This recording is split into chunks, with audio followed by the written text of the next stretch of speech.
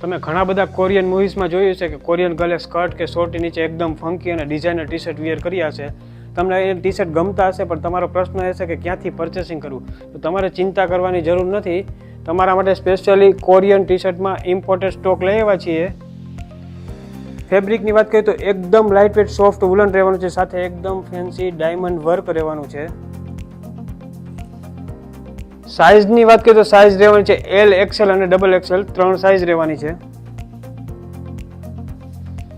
ઘણી બધી ડિફરન્ટ અલગ અલગ પ્રિન્ટો આવેલી છે, એકદમ સ્ટાઇલિશ.